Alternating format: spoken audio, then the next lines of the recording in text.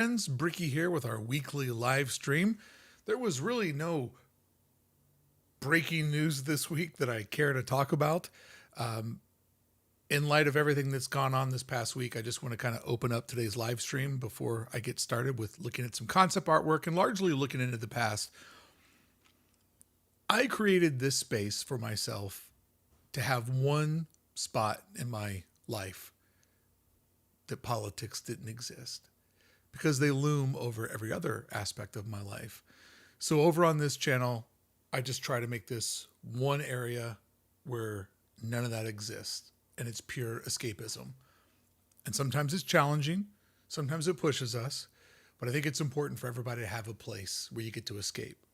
And I take great pride in that, knowing every day I entertain people that are 100% opposite of me and my opinions.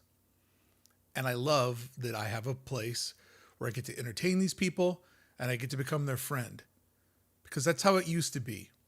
We used to still be able to love one another and love our brothers, even though when we went into the voting box or the voting ballot, the voting booth, we saw things differently. So over here, I keep everything away from that. Just wanted to open up tonight, just tell you that's my commitment to this channel. That's where I'm at. If anybody comes in and asks any questions about things that are going on, this isn't my time. This isn't my place. Okay?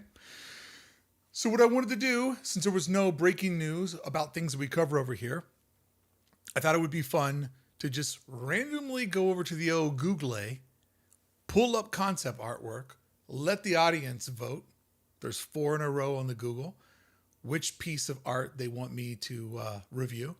And we could kind of go in and look in the past, talk about the future, and just kind of have a little escapism from all the bullshit that exists in our normal lives. Sound good? Awesome. Let's go.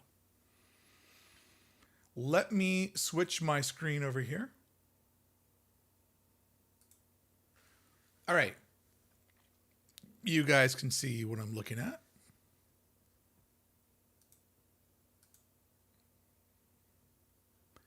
I'm going to put up a poll.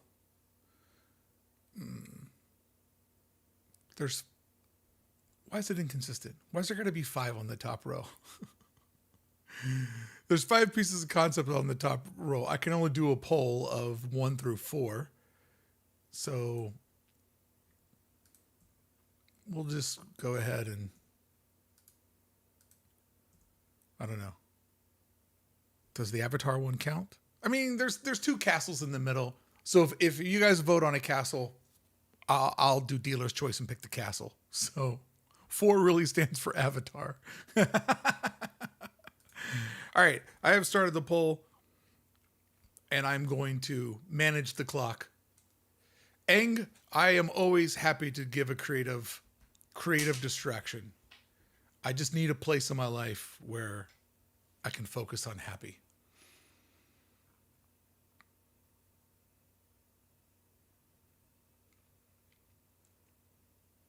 All right, the poll is up. I'm not going to give it a lot of time because these things can take forever.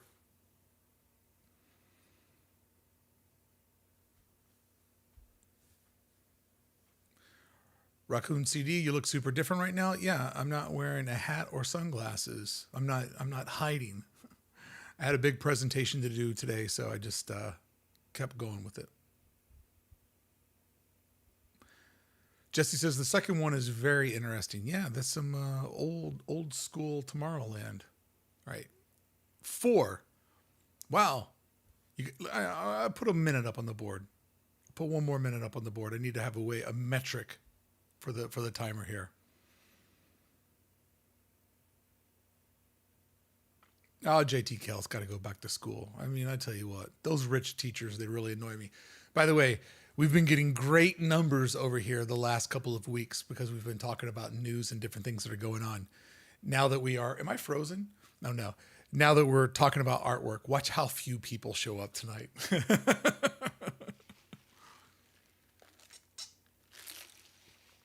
It looks like right now the poll's over at 2, but at 38%, it looks like we have a pretty even poll. Oh, 2 and 4 are tied, 38 to 38. 20 seconds left on my end, and then I'll end the poll, and we'll jump into our first piece of concept art.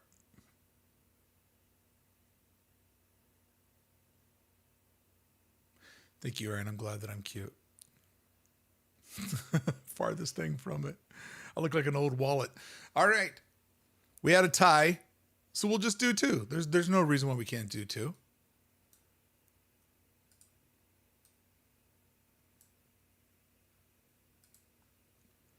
All right, so here we have a old school piece of Tomorrowland concept artwork where we can see alien pizza port or whatever it's called in the background there when it's still sponsored by Douglas Airlines, which, by the way, they still have a lot of signs down at the Long Beach airport, which is pretty fascinating.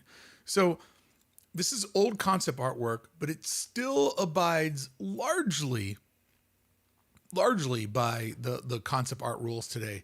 So let me put this over in Photoshop and we will break down exactly kind of the rules that Imagineering followed then and still follows today with their concept art. Okay, there you can see it. So there are, and this will be something I break down over and over again today. There are 3 rules to Disney concept artwork, and almost every single piece of Disney concept artwork abides by these rules. But the fun part is they also designed the theme park in the exact same way. So let me, I need to get a color going here. So what I'm going to do right now, I'm going to mark up over the top of this and kind of break down to you the 3 different rules of what they do. So essentially everything that you see right here, this is like a look around point, right? This is in the foreground and it creates a sense of intimacy where these are the things that are closest up to us. All right. So this does a really important trick. When you're flipping through a book or you're looking at something, because this artwork is multiple levels, your brain can't easily digest. It's just a concept artwork for a rocket ship. The layers make you kind of think. And there's also something that's really cool in here. There's a hidden one too. This right here. So essentially, everything south and north of our yellow, that is our focal point. Everything in here to here. This is our focal point. So essentially what Disney has done is they've created a window and we're looking into that window to see our subject matter. But the subject matter at hand is always divided up into 2 planes. And this one's pretty interesting because the real thing that we're supposed to be looking at, let me switch over to a different color here. I believe the real feature of this is the people mover, which is this plane right here, as well as this fin. So this is the actual intended subject matter. Okay. So that's the target of what we're supposed to be looking at. But this concept artwork does something really, really clever that they don't always do. This is actually a complex piece. They have another area, which is always sort of the infinity layer that makes it feel like it goes on forever. So in this one, yeah, you could just say that it's just these like sort of, I don't know, the palm trees up there that are kind of hanging out. You could say that it's this right in here, right? And there's a little bit of cloud coverage. But there's also kind of a little interesting thing that there's these people over here, which kind of creates a little bit of that layer. And then there's another little bit of multi-layering in this spot, as well as a little bit of detailing over here. But if you look at this, because there's so many different planes coming at you, and there's this hard sort of X, you know, there's this intersection of data, we'll say for lack of better terms, where there's this subject matter and this subject matter that creates this sort of cross street of information, right? But there's also something even more clever that they're doing here.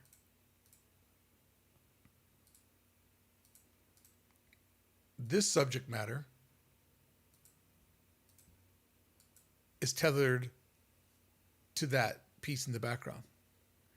So, in a really sophisticated way, the pieces of interest that you're supposed to be focused on are aligned in a way. There's two major pieces of information that cross over, but the overall composition is layering it in a way to where this demands attention.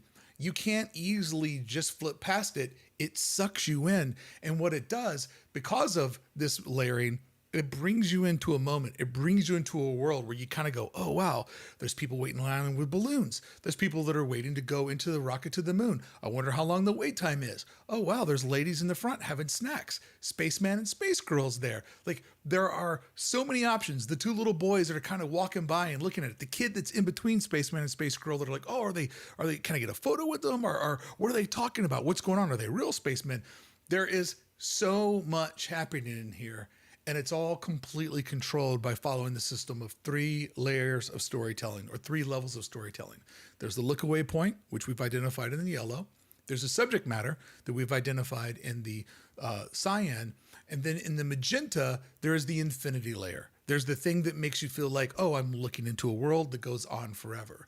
So yeah, even though this is an old school old school piece of concept artwork, it still is abiding by all the rules that they do today. And it's, I say, a masterful piece of concept artwork. All right, so we had a tie. Let's go back over to the tiebreaker here. We're going to break down 2 of these. So the other one everybody voted on was Avatar, this Avatar piece of artwork.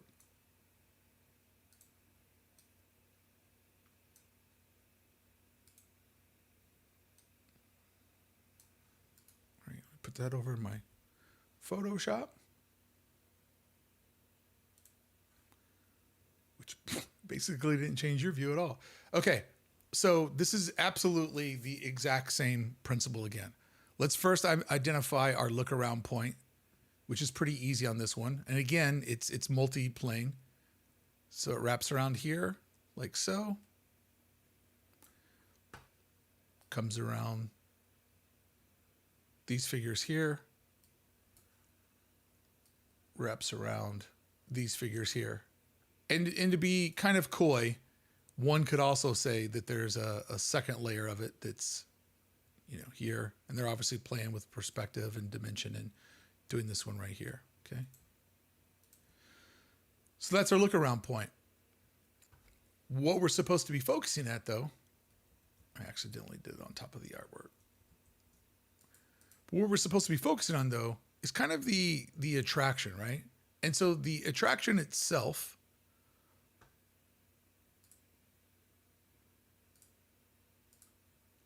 lies in this plane in here.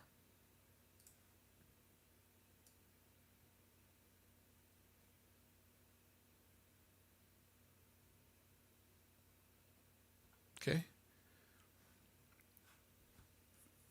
So that's what we're supposed to be looking at.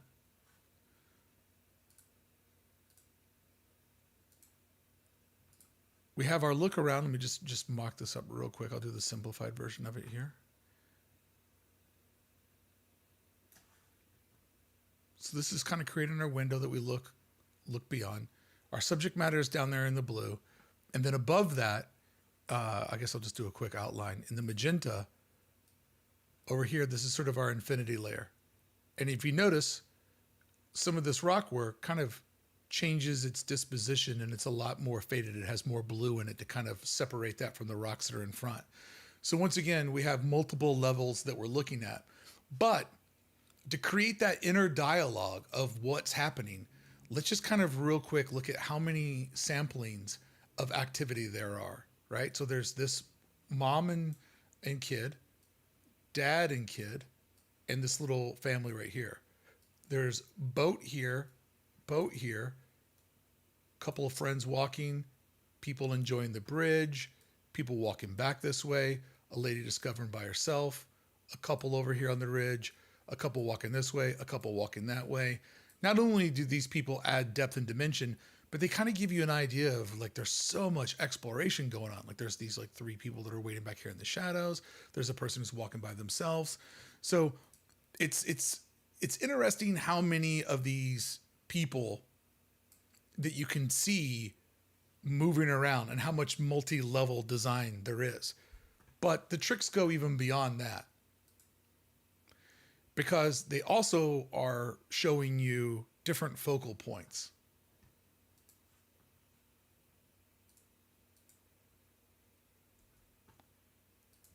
So they have these people that are kind of guiding you in this direction. They have this guy who's guiding you in this direction, and this family that is guiding you over in this direction. I'll put the arrowhead, like subtle arrowheads there so you can kind of get a vibe. So once again, we have a cross intersection of information. But then also in this,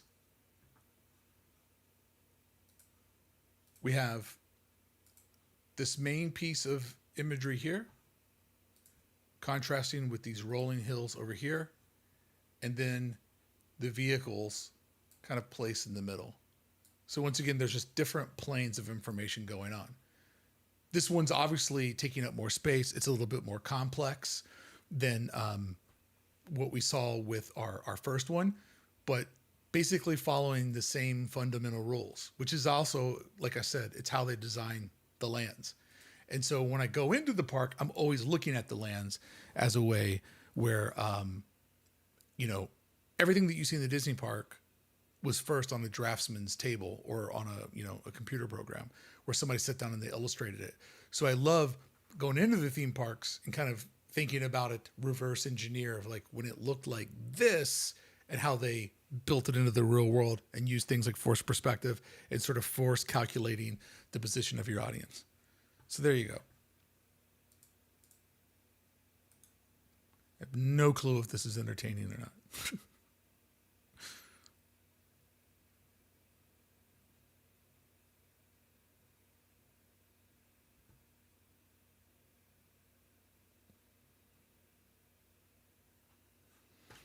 Oh yeah, the fake.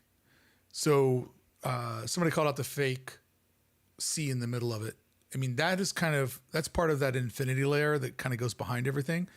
But also, if we want to just dive on this one more time, there's also this happening.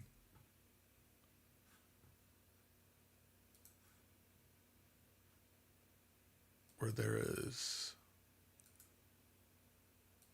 this vanishing point.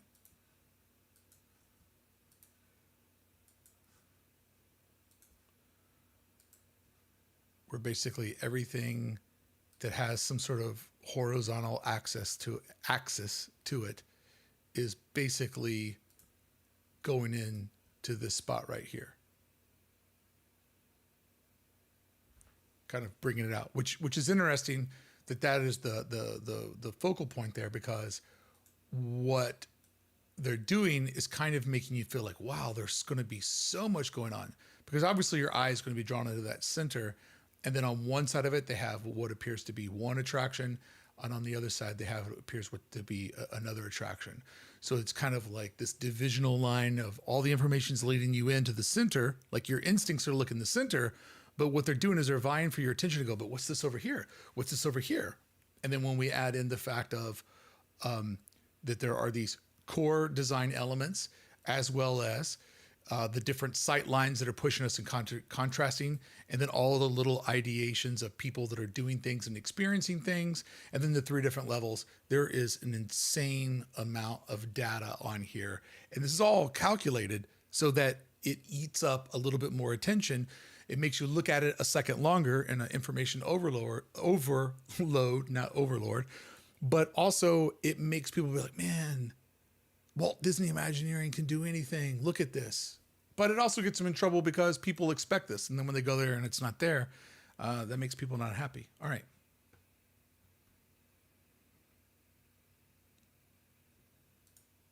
Let's go back and pick some other ones.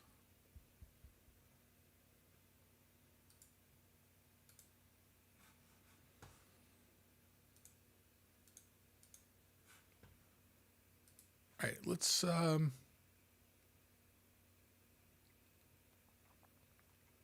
we'll tab down to a new roll. All right, we'll just stop here for lack of better reason. All right, let me see here. It's got 5 in it again, though, so that's kind of stupid. So 1, 2, 3, 4. I'll answer some questions. We'll ignore. Oh. Is there one that I want to ignore? I can only do a poll. The poll only goes up to 4. So if you guys vote, how am I going to do this? I don't know. We'll figure it out. We'll see. We already did Avatar. So 1 through 4. Avatar doesn't count this time. There we go. There's the rules. I set up the rules. Top row. Sorry, the top row should be. So 1 would be, looks like Toontown. 2 would be Madame Leota's Big Beth and Beyond. 3 would be the never to be built Tomorrowland entryway. And 4 would be a grand castle view of Disney World. That's how we'll break it up. Top row. Top row.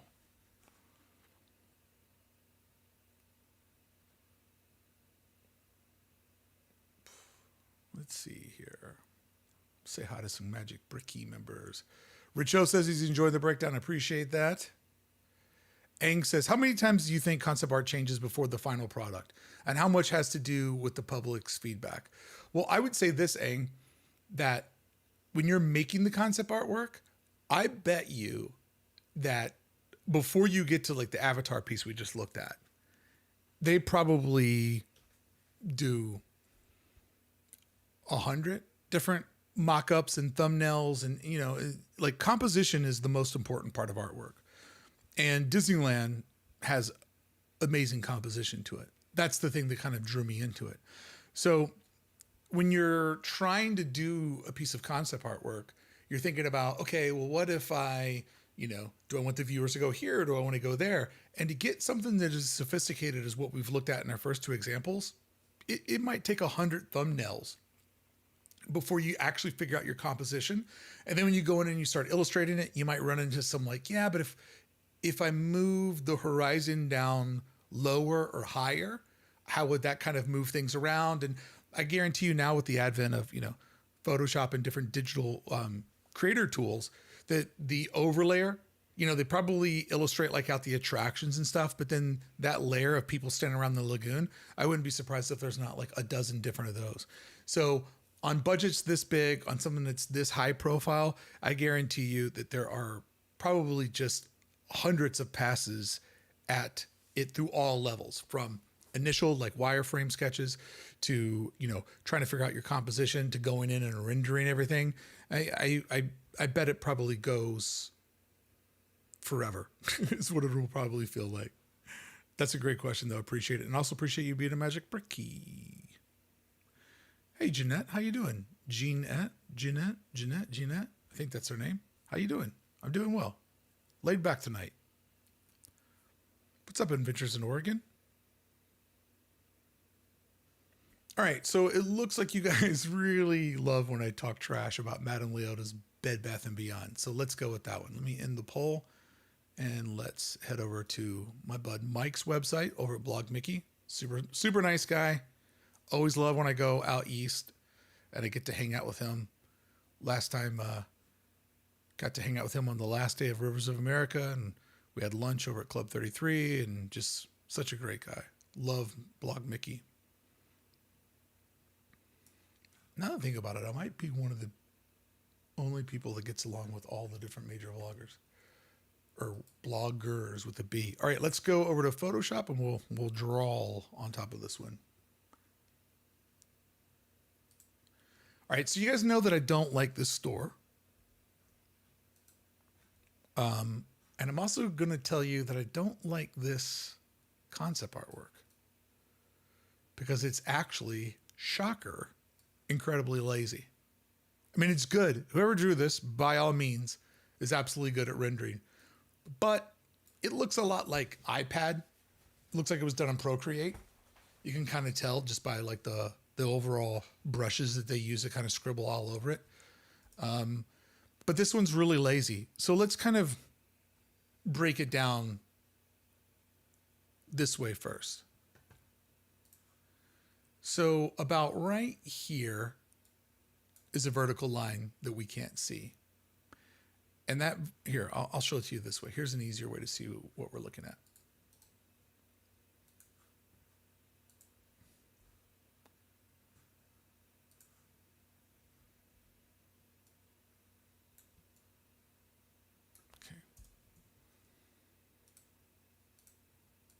Okay. Here's kind of an easy way to look at this kind of unimaginative way that they did this. And I wanted to say whoever did this is a better illustrator than me. So, you know, but it is what it is. So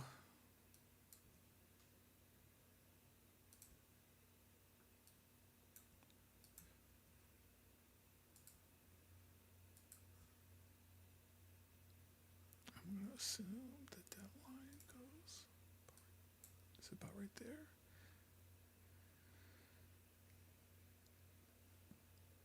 They didn't really hide the perspective or vanishing point on this, okay?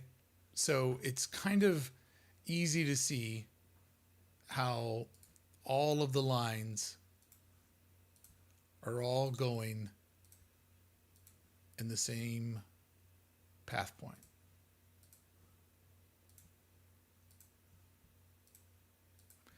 Kind of the big giveaway on it is just how the rug in the opening area is just kind of showing you that. Like when I look at this, instead of getting lost in the artwork as an illustrator, the first thing I see is this line and this line that are just like totally giving away where the vanishing point is, that it's like that.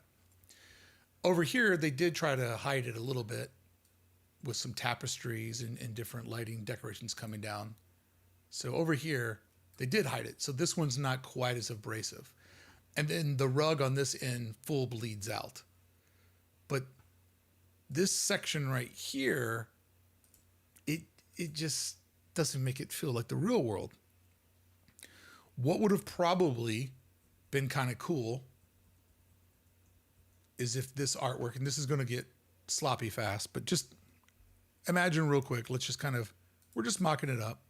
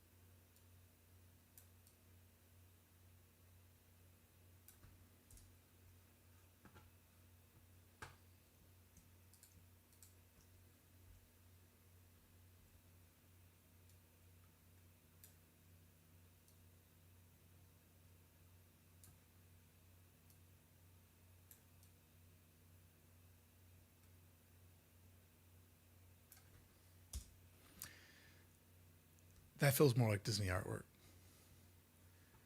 Let me just put the original back in there real quick. So we have this that kind of creates some look-arounds and more mysterious. And then we have this that just kind of shows us the whole thing. And by the way, this is an insane over-exaggeration about how much merchandise it actually be able to put in this store. But when I look at this, it's like I'm standing here, right? And the artwork is over here. But when I look up the mock-up that I did, we're now like submerged into the artwork. And I want to look beyond all of these oddities and I want to see where the store is at. And then having the chandelier above kind of be like up in my face, like technically too, if we really want to abide by the rules. Let me just do this real quick.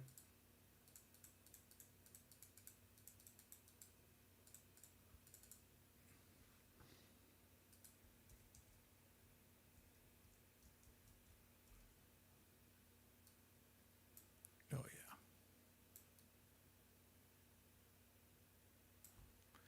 Just like a little something like that that kind of frames it all in, that we're like looking into it.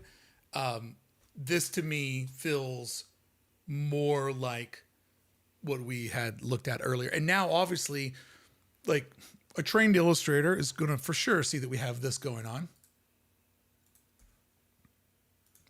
They're going to see this plane back here. And, these beams. Because, it's architecture. It has to make sense. And then you're going to be able to see this wall back here and then this plane back in here. Like, it has to exist. It's architecture. It has to be there. It has to feel like it belongs in our real world. But I would argue that this version, it's just kind of hidden compared to this one that just feels like we walked in. So I told you we were going to be doing concept art review. There we go. There's one that you guys picked that like I hadn't even really thought about it until I really studied it and looked at it and saw what was up. So yeah, that was a fun one. That was a fun one. All right, let me go over to Google and we'll get another row going and I'll read some of your comments while you guys are voting.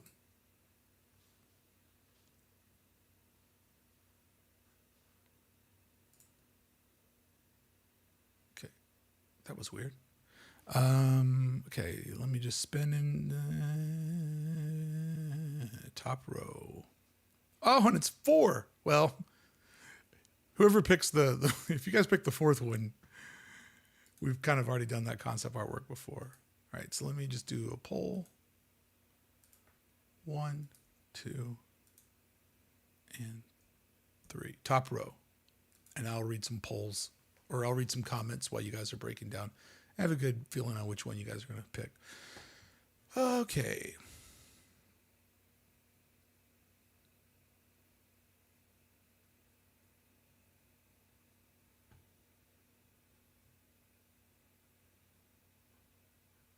All right, let me just back up a little bit and then I'll read down some in order. Okay. Good to see Simply Brandy here. Excited to make it to a live stream. Michael T. Anyone know where to catch this podcast you talked about? I'm not sure of the Magic Brickey thing, but I can't seem to find them. Magic Brickey thing. I don't know what you're talking about. Let me see here. What else do we have?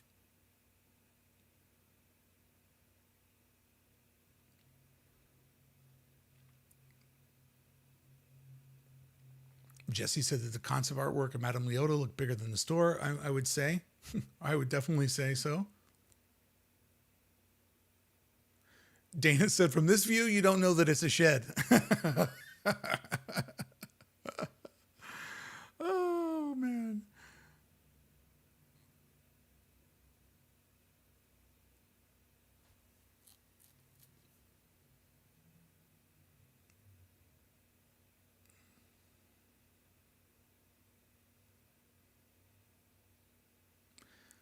John Shoemaker says, hey, Brickey, glad I could catch a live stream. Love your eye for detail. We can make good friends. I love it so much too. Hey, that's why we're all here. We all have that same passion.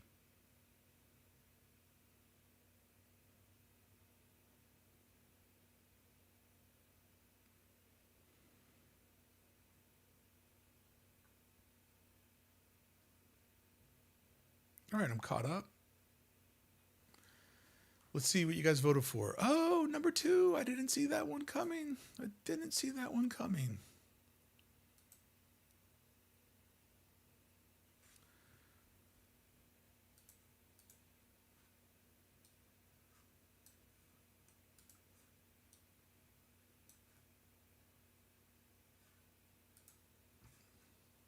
All right, let's go over to the old Photoshop. There we are. This one's going to get a little blown out. That's all right, though.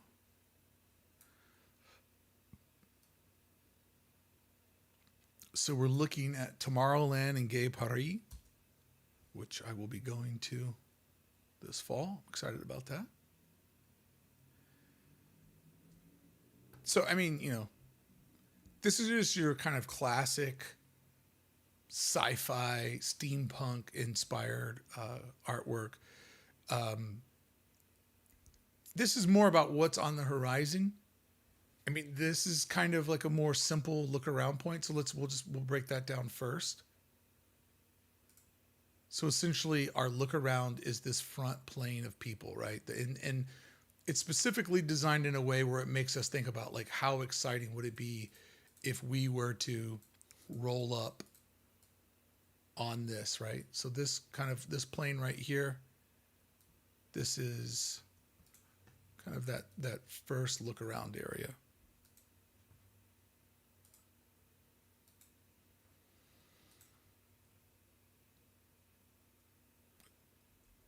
Okay, so that kind of has like the look around. And then pretty basic.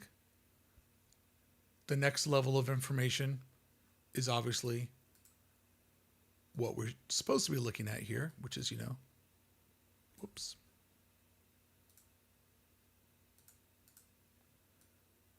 Which is the actual attractions themselves.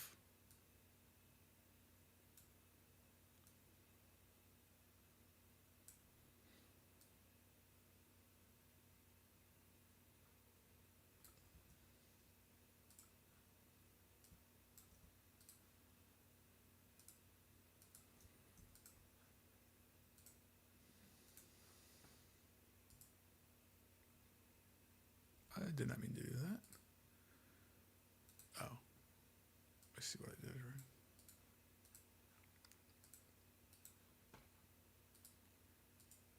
And then that basically leaves what's behind us there as sort of the infinity layer that goes on forever. So, I mean, it's pretty basic. It's an amazing rendering. Like, a hell of a draftsman did this. And, there's kind of not a lot of other things that you can take away from this one because it's just kind of your basic like vignette to look in, but it's still divided up. A couple of other little quick things. We don't spend a ton of time on this one, but look at this figure right here. And then look how it perfectly goes to the other figures and how it creates a sense of scale. So there's just like almost like a line that we can follow from, this observer here to the next guy to these people, then into the actual attraction. And that really, from an artistic perspective, that helps you convince people of scale without having to make something look big, without it taking up a lot of space, so that you have this, nice negative space of the beautiful, like rendered sky. And you do that in two ways, where there's also this little guy over here that works up to the observer, and then the observer goes from here to here. So just is kind of this like little neat trick of thinking about like space used and how you create scale without taking up too much of your canvas size. So let's just do this. If we take the observer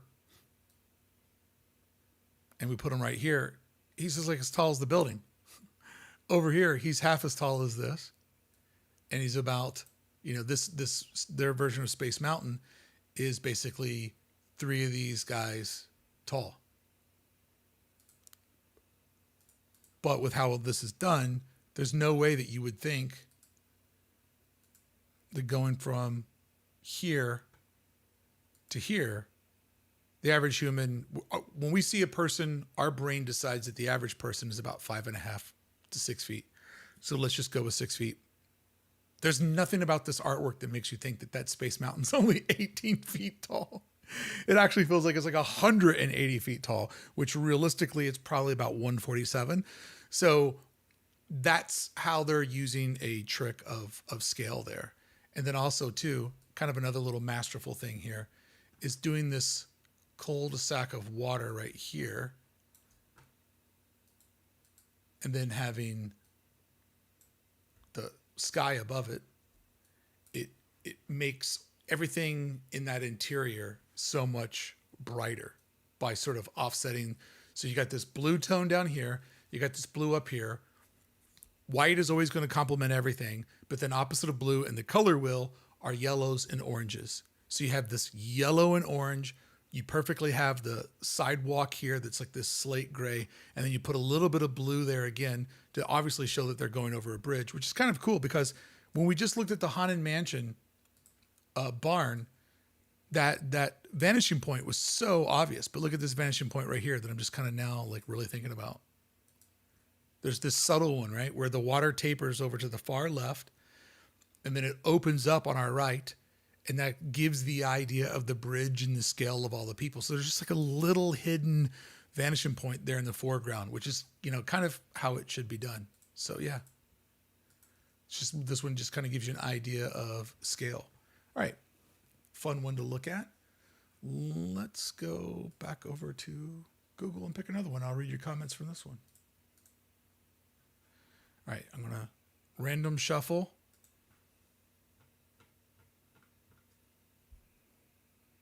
We'll go with the bottom row because it's got 4. Oh, some interesting picks there. Or top, now it's the top row. Top row. It's now the top row. It was the bottom row. I moved it up to the top. 3 and 4. Whoops. And 4. All right, let me go back and read your comments. I'll go back to where the poll was concluded.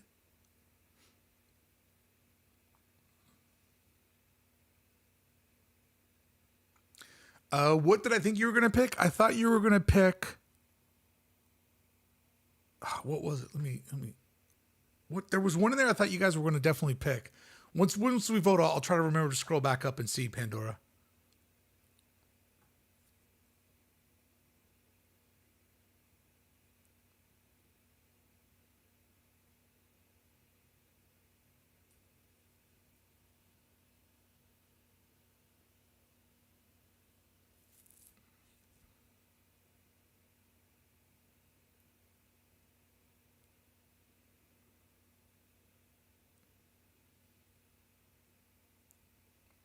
Michael T. Brickey, you ever check out the artwork at the Disneyland Hotel second floor? They got some sick stuff up there.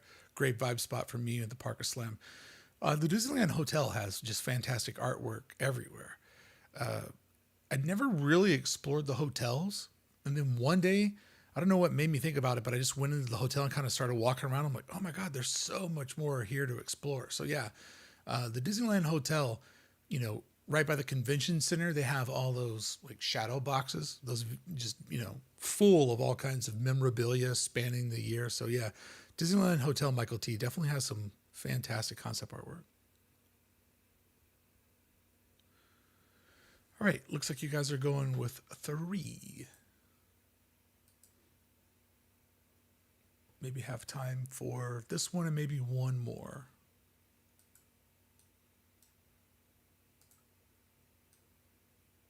Open image in a new tab.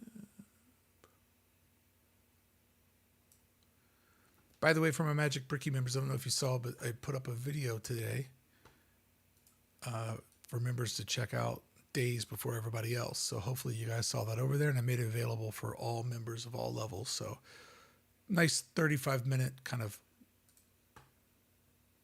behind the scenes video that I put up there for everybody to enjoy. All right, let's go to Disney.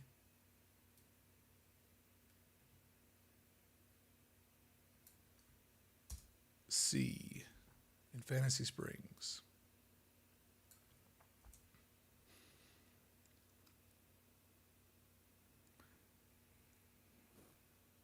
So, I mean, awesome concept artwork. Definitely feels of its time. It feels digital, but I can appreciate that they're trying to render and make things look old school. Okay, so let's do this. Right off the bat, we have this layer of people that are kind of what we're looking around. Love the little boy with the Peter Pan sword there. And then in our middle tier, we have the boat, which I don't know if this is like the main focus of the piece.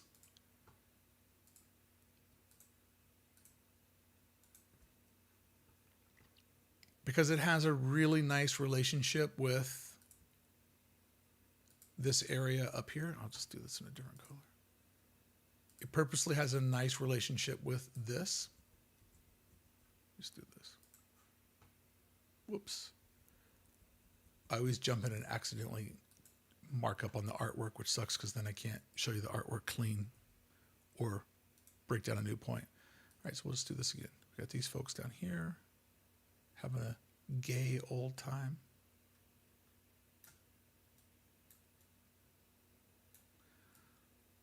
So that creates our look around. I just did it again. All right. You now know where that's at. We can just leave it at that. But something that they're interestingly doing here is, this is kind of the heart of what we're talking about. Going to Neverland. And how are we going to get there? We're going to get there on a pirate ship.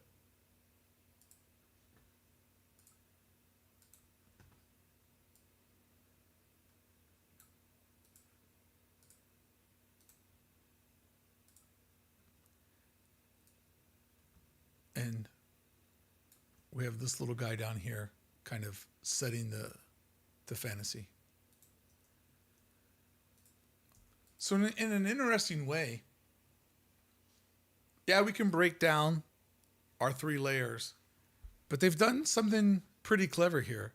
They've created the 3 layers again, but in a real intellectual way.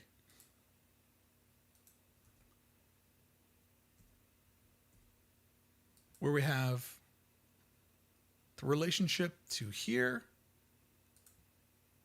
to here. And because, once again, we have that kind of zigzag of information, when you're just flipping through a book or going through the internet, it is hard to just look at this and go past it. Because if we think about where is dead center, like, where most people look, Larry is fired up out there. The dead center of this artwork is basically pretty empty.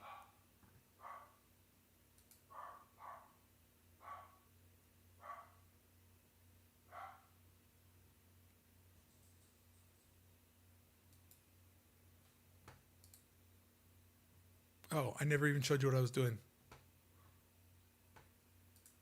Sorry. It happens. These live streams that I do, these ones are very hard to do. It's like a lot. I'll show you what my view looks like.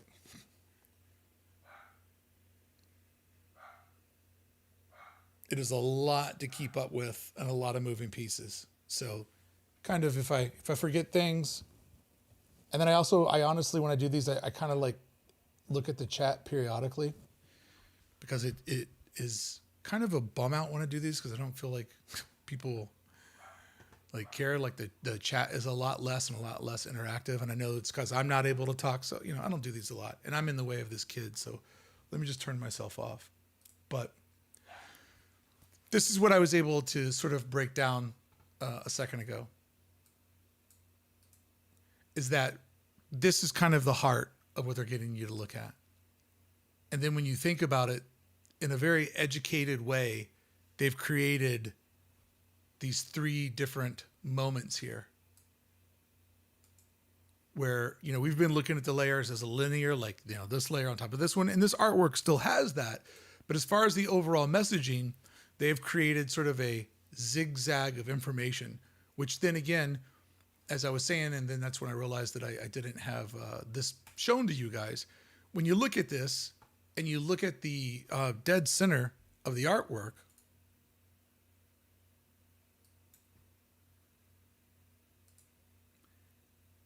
it's actually pretty empty.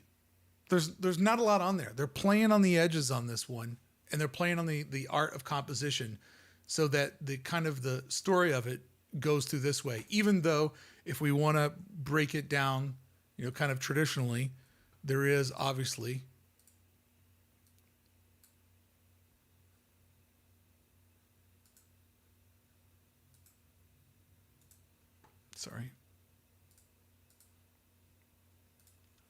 there is obviously this that's happening as our look around level. And then in sort of the middle tier, which is normally where the focal point is, we obviously have the ship, and then everything else is kind of pushed off into that infinity layer, which is kind of cool because in this particular one, the infinity layer is multi-layered to to where you have the Tom Sawyer raft, you have the shoreline, you have the hut, you have this little infinity piece way over here. This little mountain over here is making these even more grandiose, but you also have this rolling hill and then even like a tree beyond it. So there's really, when you get to the infinity layer, let me just do this real quick. There is 1, 2, 3, 4, 5, 6. There's about 8 different layers going back and back and back. So there you go. All right, looks like we got room for one more before we part ways on our Tuesday evening. Let me bring me back. How about that view, huh? When I showed you guys what I see. How wild is that view? The pirate ship is legit. All right, let's do one more. I'll close my eyes and we'll shuffle the deck. Make sure I'm going the right way. Going the right way. Shuffling, shuffling, shuffling, shuffling, shuffling, shuffling. I'm going to pick whatever row, the first row that has 4, and I'll make that what we're voting on. First row that has 4. Oh, there we go. We landed right there at the top. I like that each time we're kind of getting a mixture of like new things, old things, obscure things. Like we've had a pretty good roll of the slot machine. James Brown will be your human shield anytime you need someone else to be that last one in downtown Disney so you can continue filming. If James Brown just went to the parks as my human shield, that would be fantastic. Okay, so let me put the poll. Hey, what's up, David? Good to see you in here tonight. 2, 3, and 4. So you're voting on the top row. Number 1 would be Star Wars Galaxy's Edge concept artwork. Number 2 is the Herb Ryman Disneyland artwork, which I don't think which would be super fun, but that's probably what you guys are going to pick. There's the Disneyland Paris one, which would be very fun. And then there would be the new Indiana Jones at Animal Kingdom over on the far right, which would be a fun one to break down. But if I had my pick, I'd go with the Star Wars Land on this one. But I'm sure everybody's going to go with the Herb Ryman original. All right, let me go back to the last poll results and read the chat while I was busy with my head down.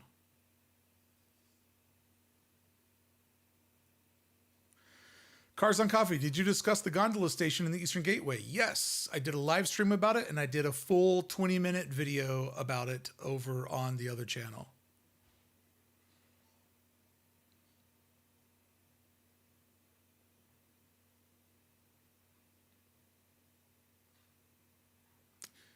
Stu pointing out, I'm not sure what you're drawing on this one. Yeah, I forgot to show you.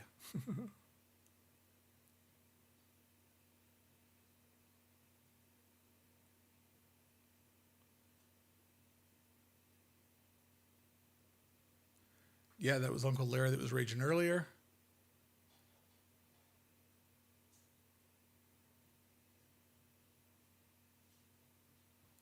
Yeah, I've been to the Tomorrowland or Discovery Bay at I've been to Paris before. When I go to Paris this fall, it won't be my first trip. I've been to Paris before.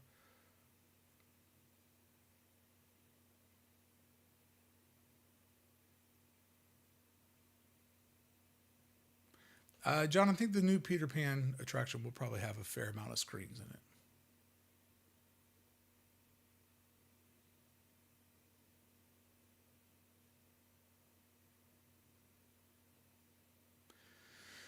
David said it was great to see you at Disneyland Brickey on Thursday last week. Always love bumping into folks. Always fun.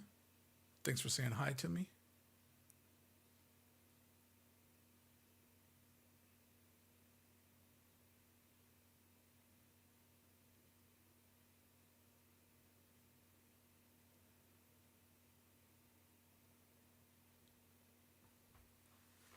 Dwight says, starting late and giving you a big thank you. I'm so tired of politics. Yeah, man, I just wanted to open up tonight and just like, we all know everything that's happened. We all have our opinions. Let's just all be friends here in this one spot of our life. And that feels good. I saw that, Miguel. I saw today over on Walt Disney World News today that the big cranes have showed up at Animal Kingdom. That's exciting. All right, I'm all caught up on the chat. Let me end the poll. Yes. You guys picked this one. Good pick. Good pick, friends.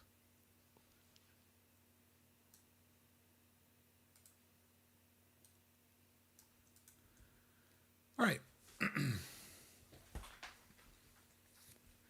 So this one is definitely, let me make sure that I give you the right view.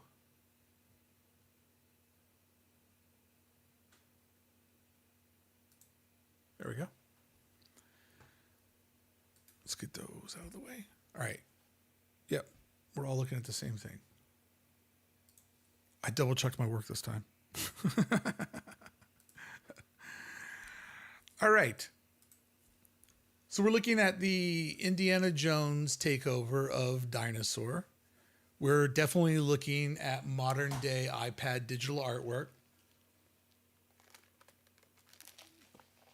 You can just kind of tell because you can easily, if you're familiar with this world, which I know that David will be, you can just kind of see that there's, the faux brushes and the sort of the opacity on the brushes where you can just kind of, yes, technically this opacity does exist with real painting, but there's sort of a synthetic way to it. And also these little drops that are supposed to be, like a painting buildup, like this is an oil painting. That was weird.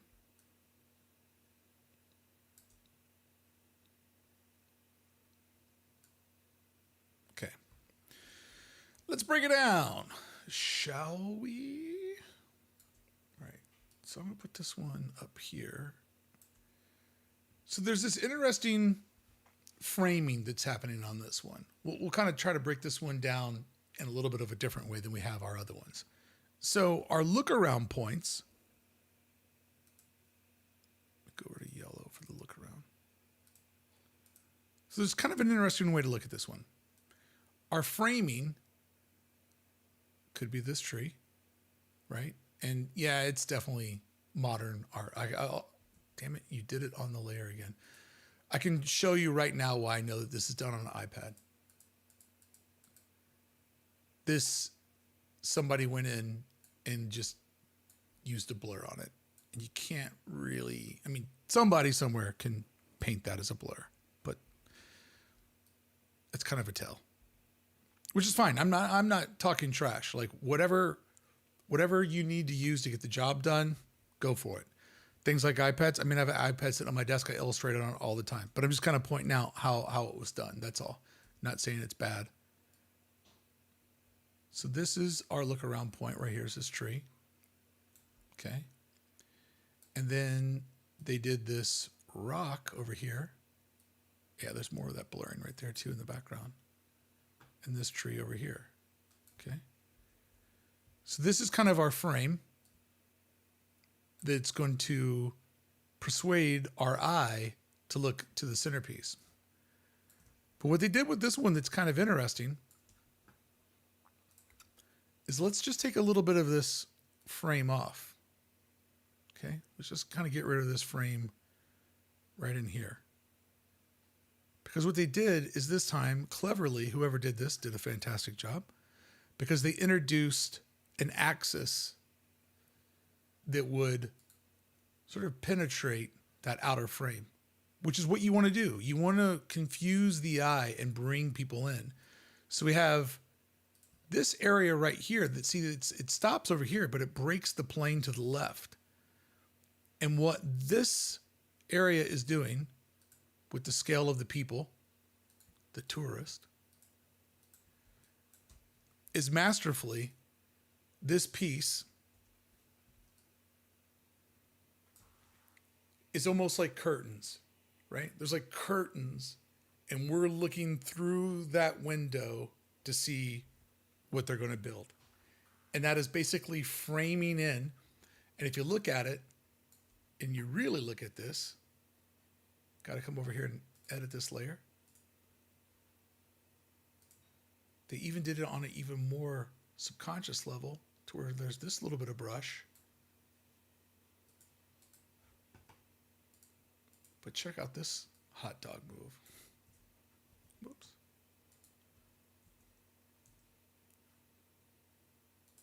There's even folks over here in the far corner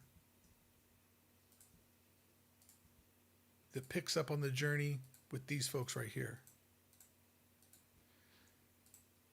So in an interesting way, they have set up sort of these boundaries that we're looking around, and then using people to lead our eye in to the background image, which then again introduces another level of sophistication, where let's break down this really, really well rendered background, where we have this plane, sort of this over here, and then vertically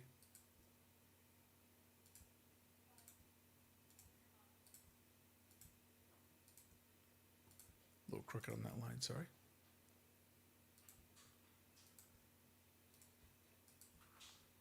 We have this that's kind of protruding up, right? So we have a strong horizontal plane in the back that makes like a sense of reassurance of what's happening. And then we have these vertical lines going up. And when you look at the vertical lines, the steps here create a sense of height.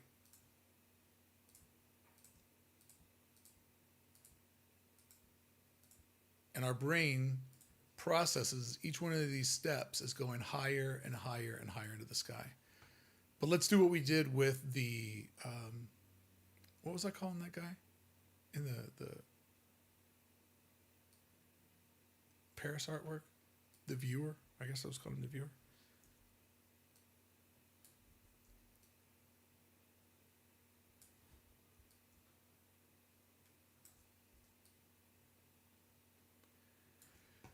Since we talked about it earlier, if we think of the average person as being 5.5 feet tall, then half of a person is about what, 2.5? We'll say 2.5, 3 feet.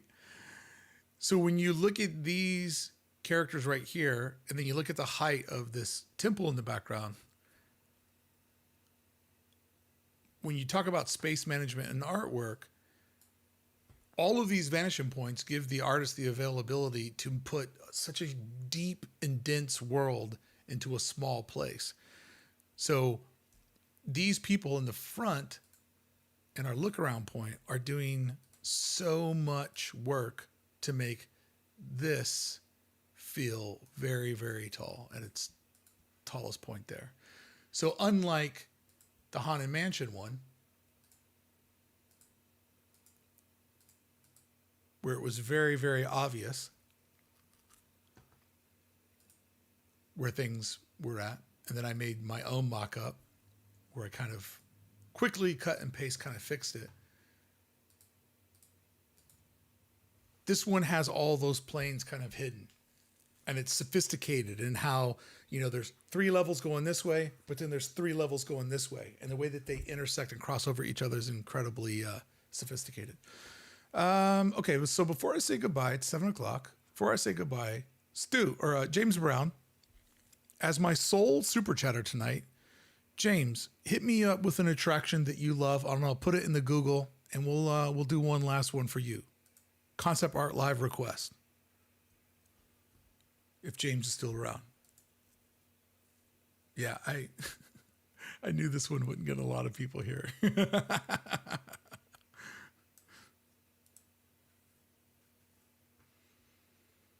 See if James is still around. About a third of the people we've had the last couple of weeks. I love talking about the art. I love doing videos about the art. It's always been proven that it doesn't really resonate. Thunder Mountain, all right?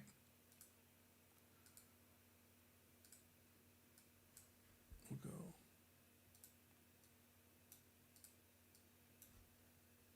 go back over here for you guys.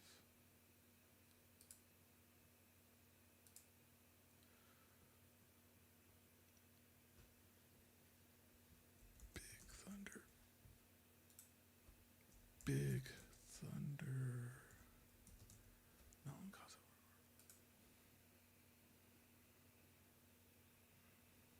All right. let's break down the new concept artwork that's happening to Orlando. Does that sound good, James? You got anything you want to pick off of here? You give me a number, I'll count it out. Look at this.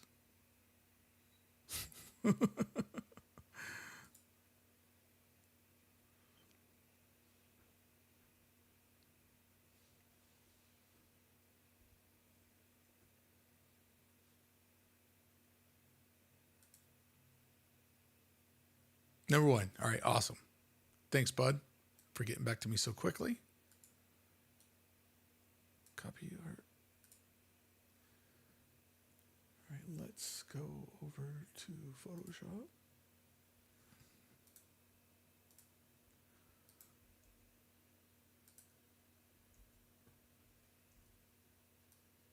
I was actually looking at this concept artwork the other day and thinking about how good it was. So this is a fun one to break down. Oh, and it also just magically happens to be the proper proportions. Thanks, PDX Rides. I appreciate it, bud. Okay, so this is a fun one.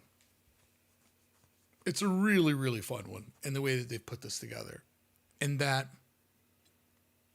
technically our look around is also going into our infinity layer. So there's like different ways that you could kind of break this down.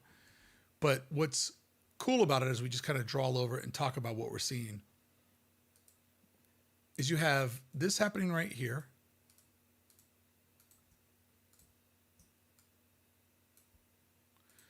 Which is just totally tapering in a unique way. And then you have these people here that are very, and they look a little cut and paste, but these folks right here also act as kind of like a look around the everyman, right?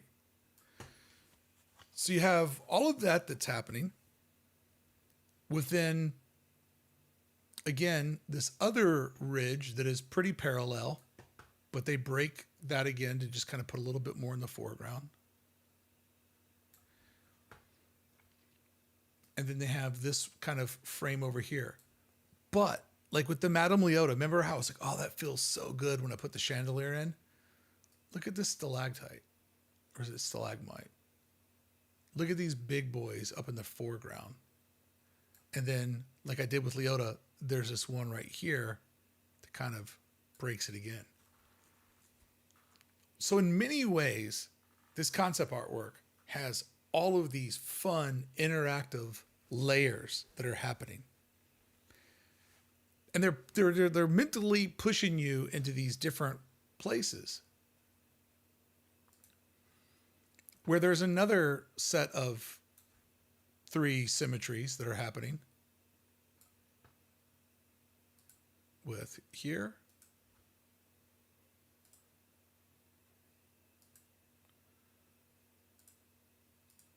Thank you, Nicole. Appreciate that, bud.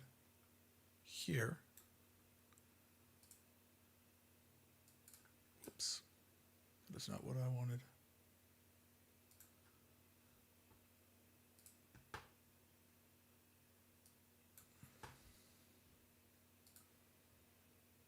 And then again,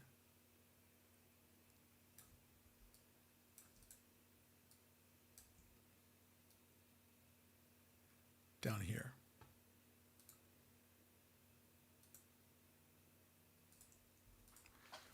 So you have these. Let me get rid of me for a minute.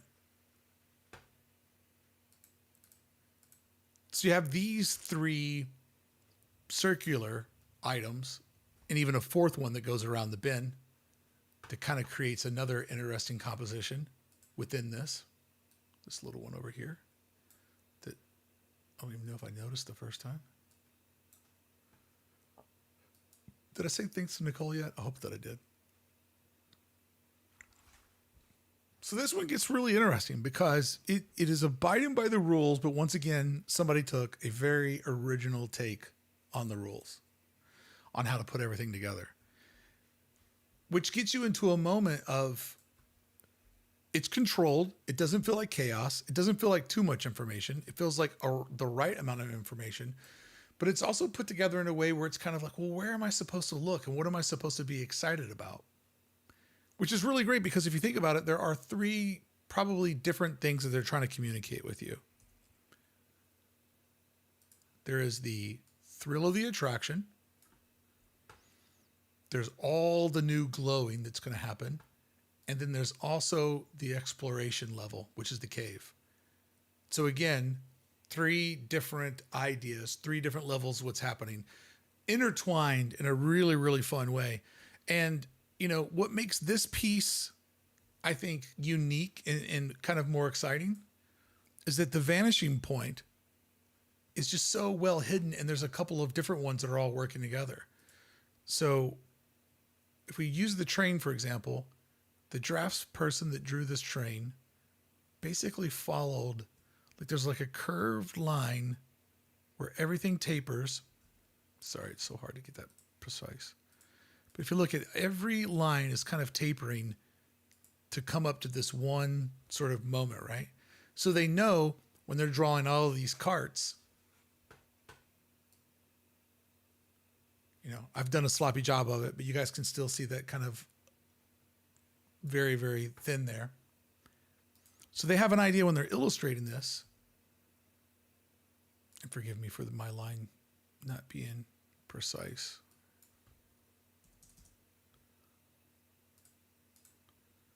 When they're doing this illustration, they follow that guide and they go, okay, here's where the bar goes. Here's where the cart goes. Here's where the cart goes. And they basically just follow that from side to side.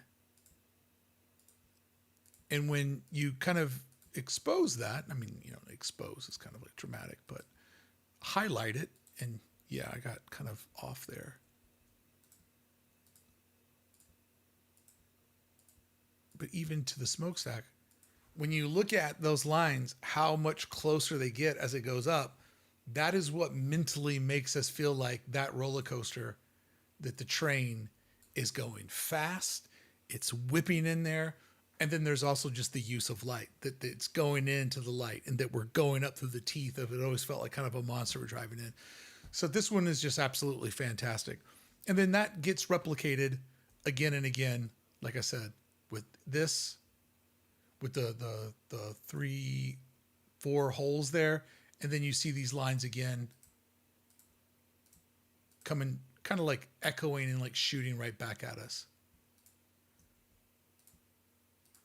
So, I mean, this is just masterful. Masterfully done. Joe, thank you for becoming a Magic Brickey. Appreciate it.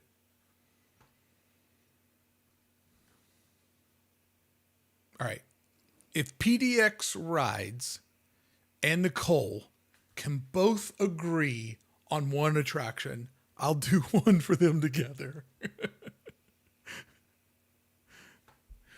So let's see. PDX Rides and Nicole each write down 3 different attractions that you would like for me to do one for. And if you guys overlap in your 3, we'll do one more as a thank you for both of you guys supporting the stream tonight. And then James Brown, thank you so much. Hold on.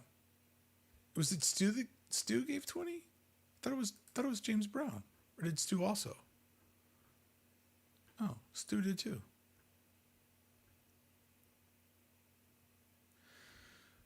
Right.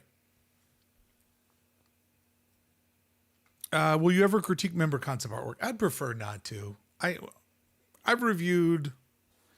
Let's just leave it to reviewing the professionals that make the big money, because then you're punching up and you're not punching down. So, yeah, I've reviewed listener stuff before, and let me just tell you, it doesn't go pretty sometimes. All right. So the PDX and Nicole, if they can each in the next minute or so here throw in 3, I'll review it if they can align on the same one.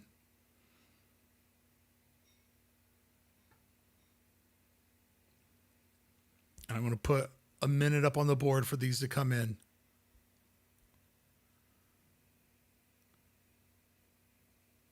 Let's see here. Chat's come to a grinding halt. Can Nicole and PDX Rides work together and to pick 3 You don't want to see my art. I'm better at critiquing it than I am at making it, like most people.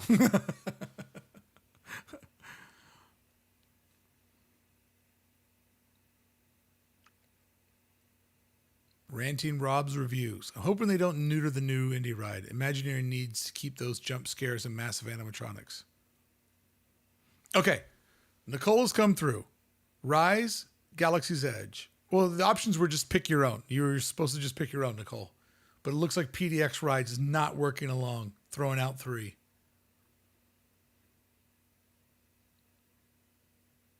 Just pick 3, and if you guys align, if you each pick the same one.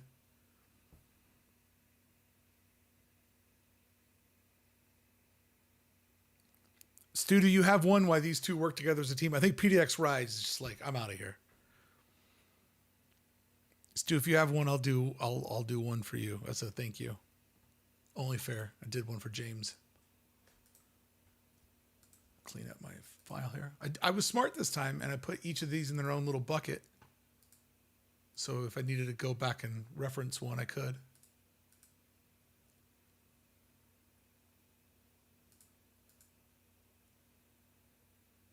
Okay. Oh, they do align. Okay, Rise, Mansion, Racers. We already did Haunted Mansion-ish.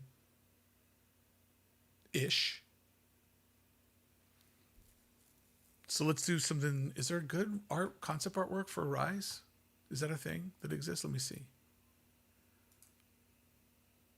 I don't recall seeing Rise of the Resistance. Which is that's the subject matter of tomorrow's video on the vlog. Rise of the Resistance concept artwork. Okay.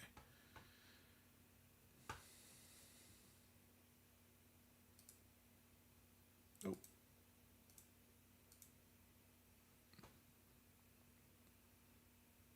All right, there's 2 that we could go for. This one looks intriguing. And this one looks intriguing. This one looks intriguing. Let's see here. Oh, that's actually very poorly rendered. Is that really Disney or is that fan art? That's kind of the classic one. That's well, it's kind of like a heightened photo. Oh, that's interesting. Those skylights in there kind of play into tomorrow's video. Noted. All right, we'll go with this one. This one has some interesting talking points. No, not Brickey's picks, too. You got to pick one.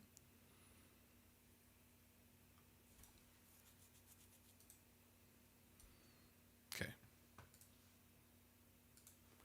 Hop over to the old Photoshop.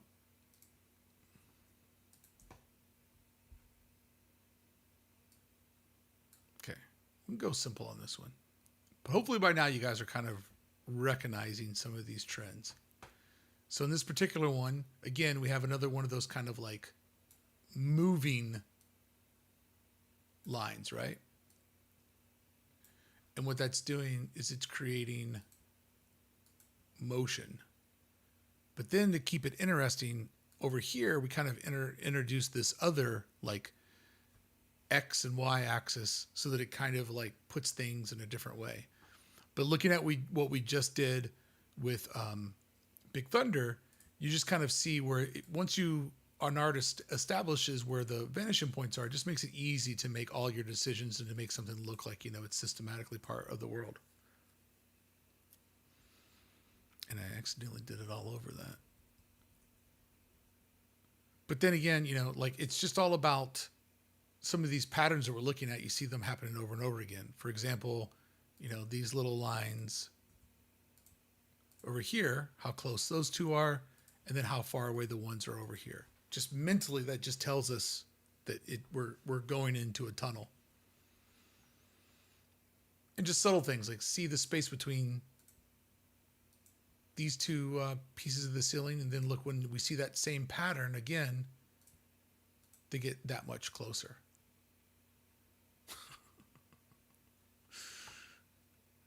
And then we have another little interesting one where we have this happening.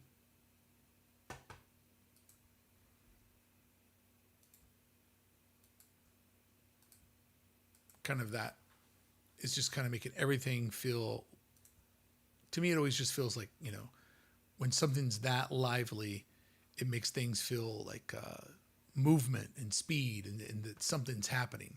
And so even though, you know, this AT-AT has its own sort of like organic shape, it does adhere to that somewhat, but not totally, so that there's a little bit more, so it doesn't look like you can easily notice the pattern that's going on.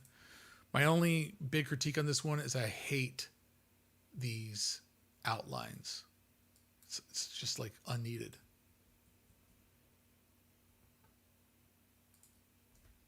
I get what they're doing, but let's see if we can.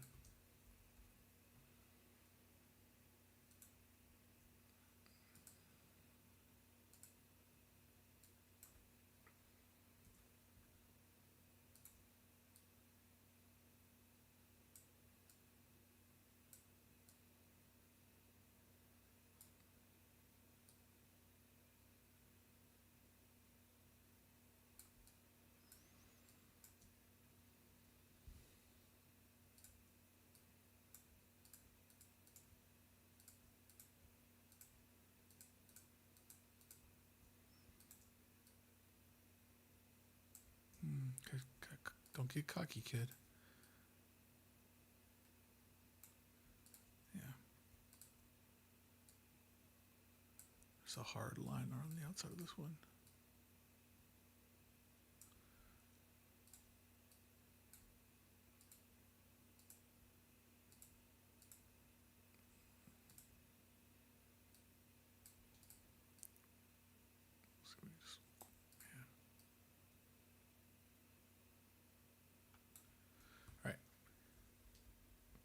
I just think that it looks so much more real.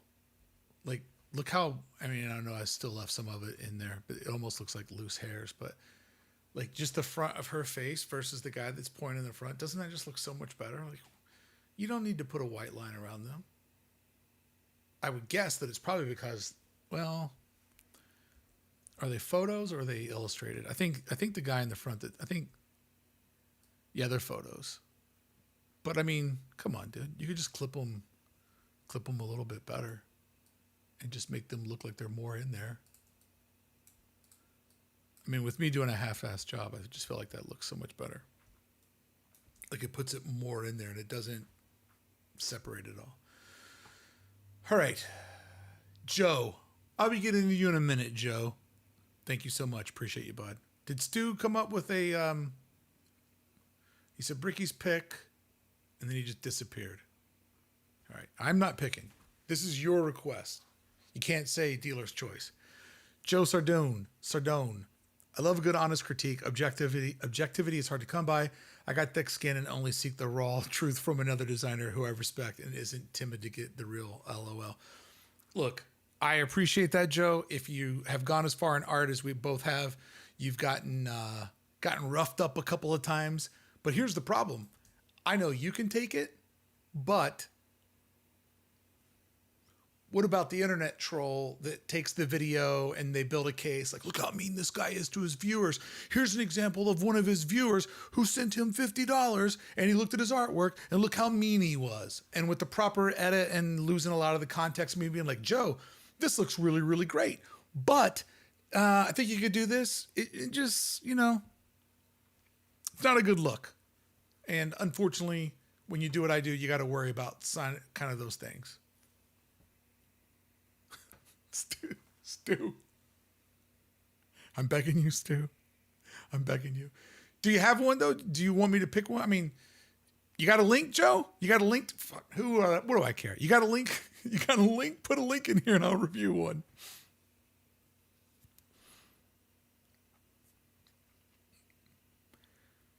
Stu, if you want a 1955 opening attraction ride, just say it. Just say it. Just say it. Just do it.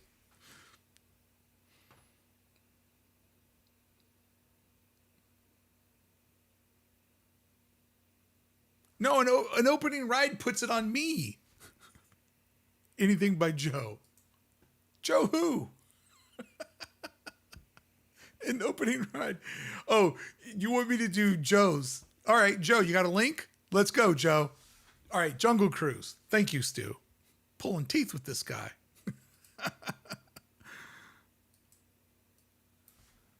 Jungle Cruise.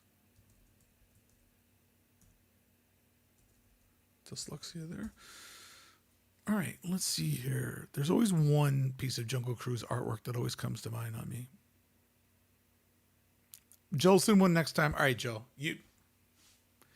Next time you see me do one of these videos, or when we get towards the end of one, I will gladly accept your challenge. All right. Let's see here. What's a fun one to look at? Don't want. All right, we'll go. He said opening day. He wants obviously old school.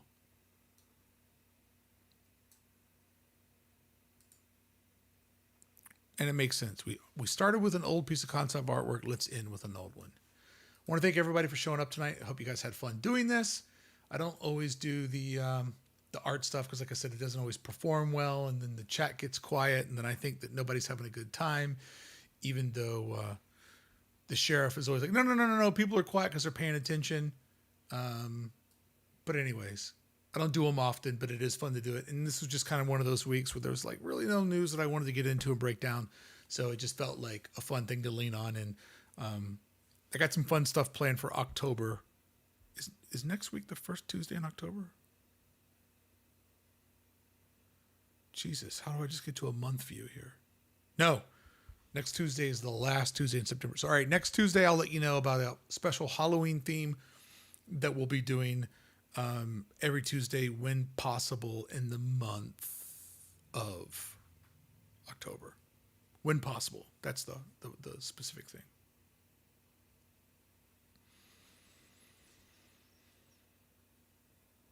All right, let's look at this one. My man Stu.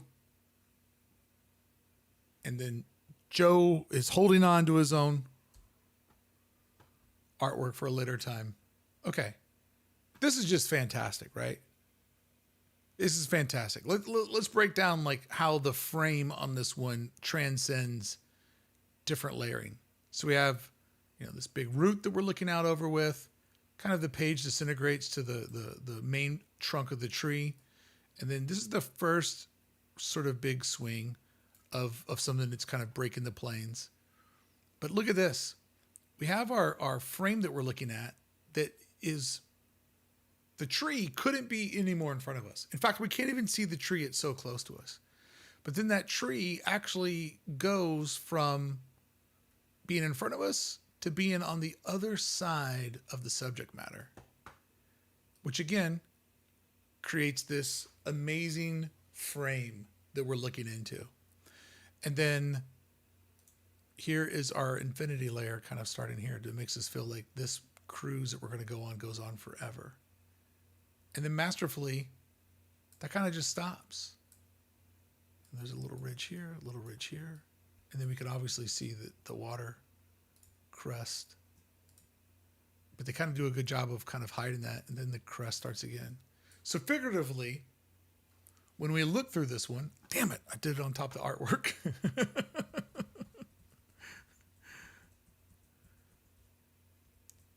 So when we look at this one, our eye is trained to see this sort of taper here, right? That the boat is done in.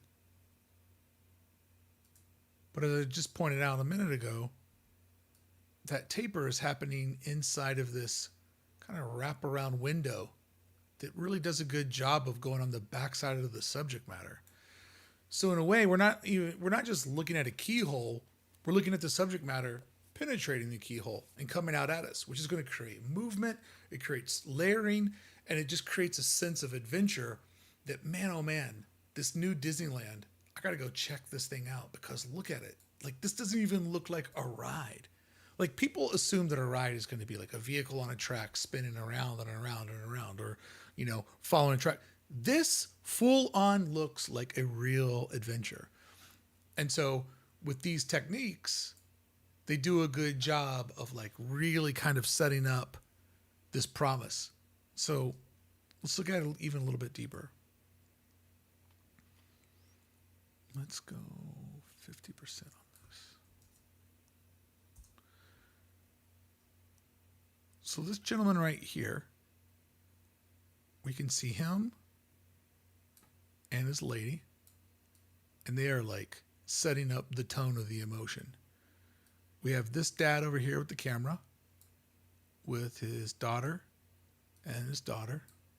And then we have mom kind of like, don't drop your camera in the water. But we have these figures that are all like an amazement of what's happening. But then because we have this taper going on, we got to kill detail as we go back. Because as we kill detail, it pushes everything back in the further of the boat. So now look at how figurative these characters are till we just get 2 dots and a nose. And then very, very creatively,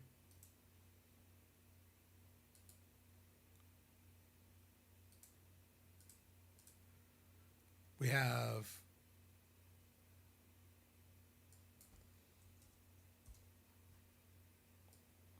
to create sort of like a way for these people that we're seeing. So see these, the shadow people, the blue people, they're there for a very important reason, because they create the background that makes these foreground characters stand out to us.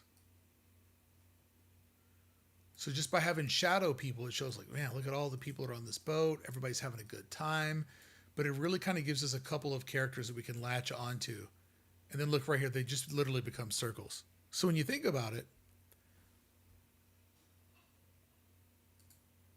there's this vanishing point, but there's also an information vanishing point. And then, you know, now that we're kind of looking at things from this lens, look how crystal clear these details in the front are.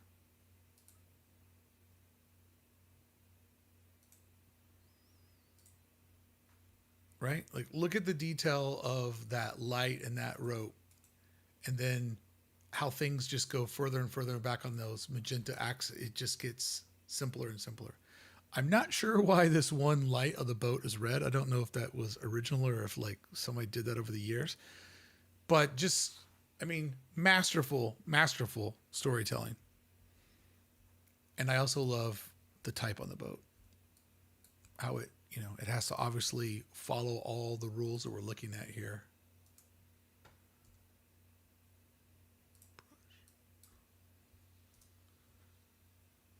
So the fact that the text, the Congo Queen, just rolls on that sign is great. Which obviously means that the spacing, and this is before computers, so it's not like type on path, the spacing of that C and the spacing of that N has to be tighter. Like every letter needs to get a little bit tighter as it rolls through on that. It's fantastic. Absolutely awesome.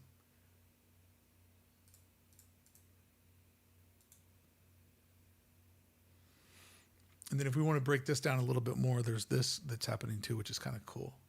Now that I'm on a thinner brush, it'll make more sense. But we have this, there's basically like a vanishing point for the boat itself, right? So let's see here.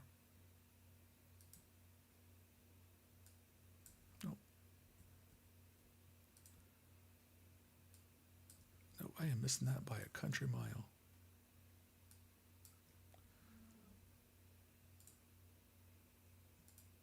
Man, that is so hard to get. Maybe I should start here. Okay. So let's just extend that. Okay.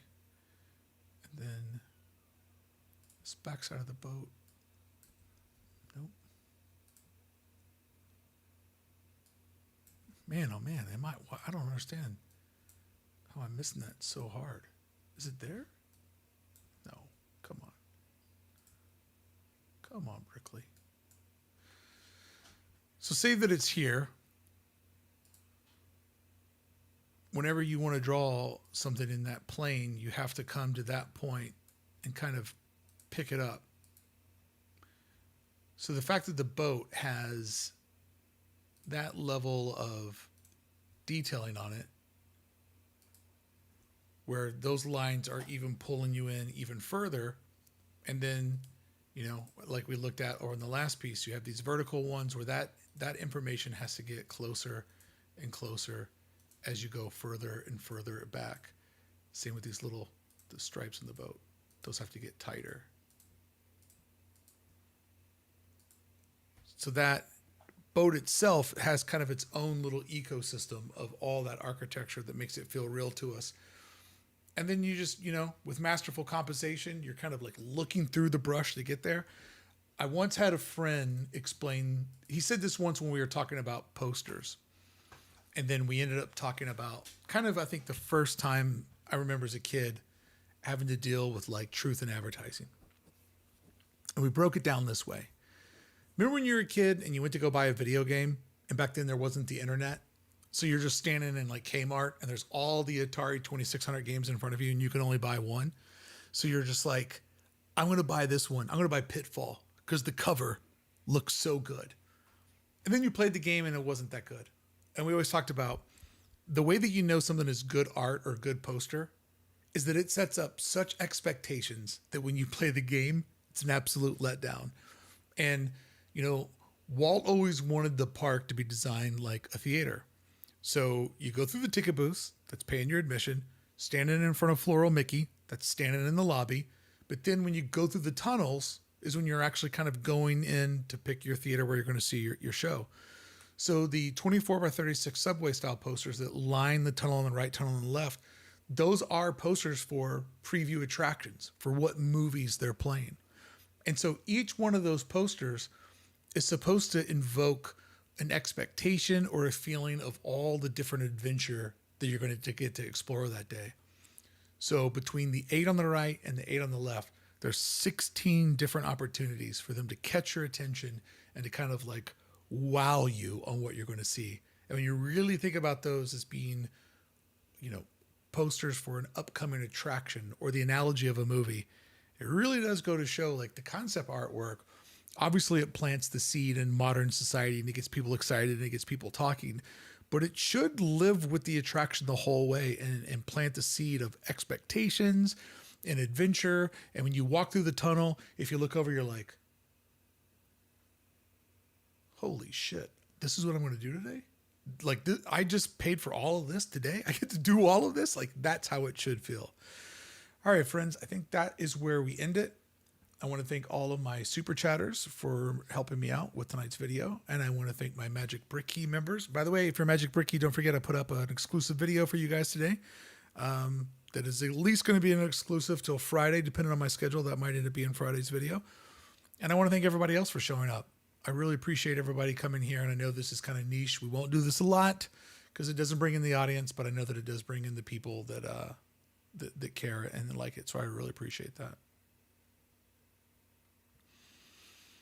Let's see if I missed any chats here. Pitfall was good, Jeff. I love that game.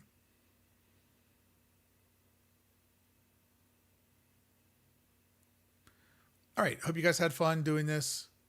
We won't do it a lot, but we'll do it every now and again. And it was just fun to kind of get lost in the artwork and, you know, everything at Disneyland and the Disney parks, it starts with art. So when you're looking for an escapism, follow the art. That's where the ideas came from. It's also when the ideas are the most pure. Before corporations and money gets involved, it always comes from the heart of an artist somewhere. Appreciate you guys. Have a good night.